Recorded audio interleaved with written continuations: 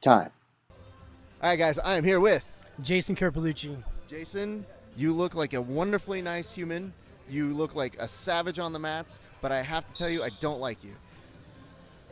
I'm sorry, but yeah, you guys got to turn the switch on. I'm very quiet off here. Turn it on when I go on the mat.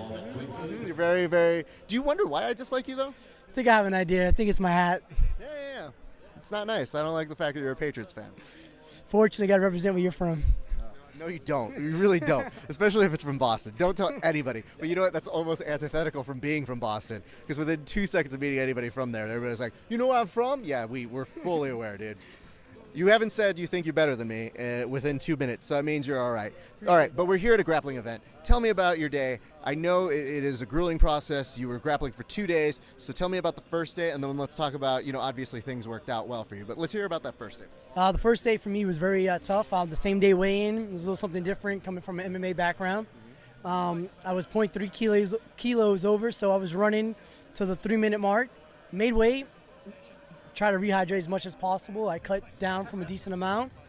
And I just happened to draw. My first match was my toughest match of the competition.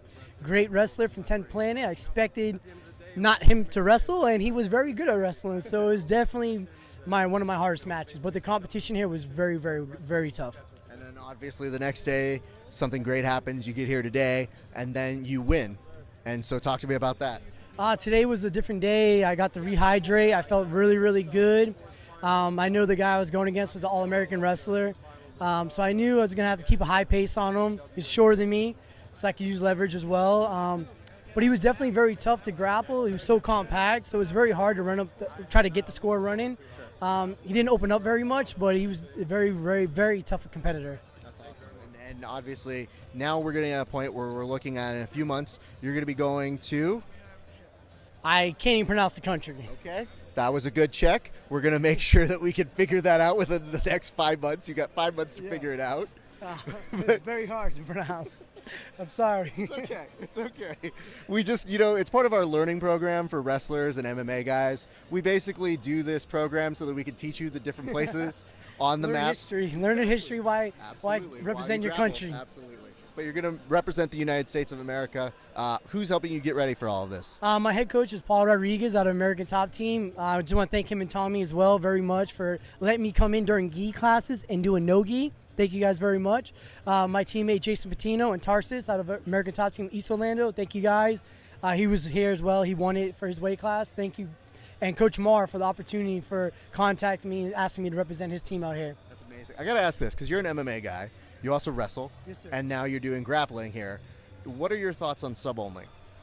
I'm a big fan of sub-only.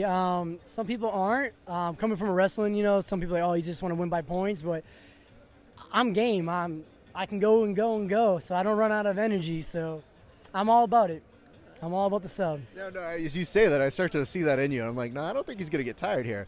I wonder how long it would take for me to tire him out in an interview. That's my only thing, is I'm like, dude, I'm not beating him on the mats, but I'll talk him to death.